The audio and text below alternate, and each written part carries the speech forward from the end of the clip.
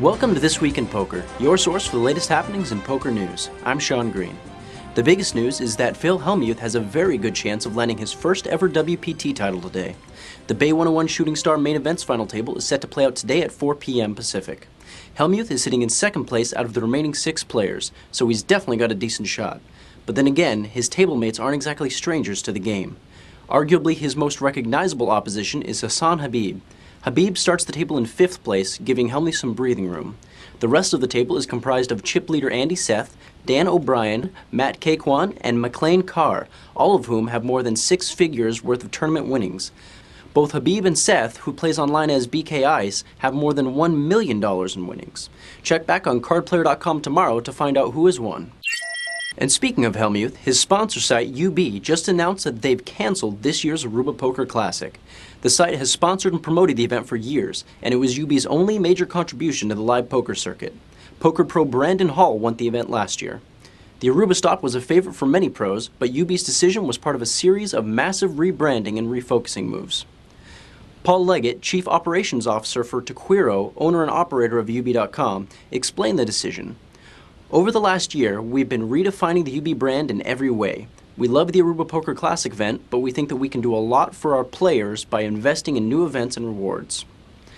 Instead of the Aruba Poker Classic, UB plans to expand its presence in existing live poker events like those at the World Series and the World Poker Tour.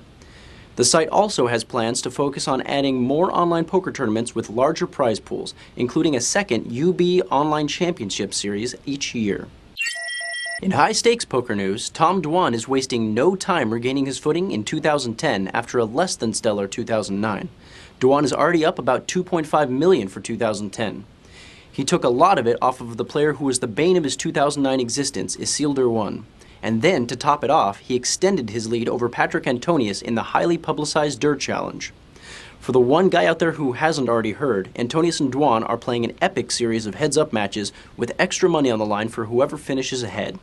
Patrick got 3-to-1 odds on $500K that he couldn't best Dwan, but Dwan is now up $1.7 million on the matches, an arguably insurmountable lead with fewer than 20,000 hands left to play, meaning Dwan likely will snag the extra $500K from Antonius when all is said and done.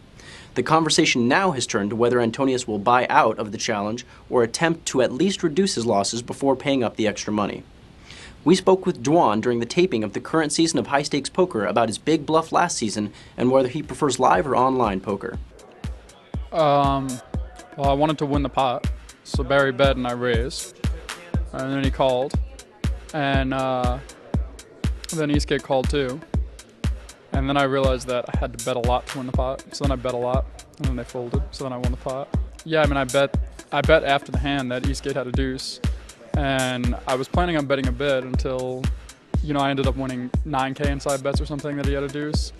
But I was planning on betting a bunch more until Hillary was so vehement that he thought I was way off. And I thought Hillary knew Eastgate pretty well, and I also have a really high regard for Hillary's play and just overall intelligence and, how he thinks about people's hands and stuff. So I questioned myself a bunch from what he said plus what the other 6 players were saying or whatever, and didn't bet enough on the side.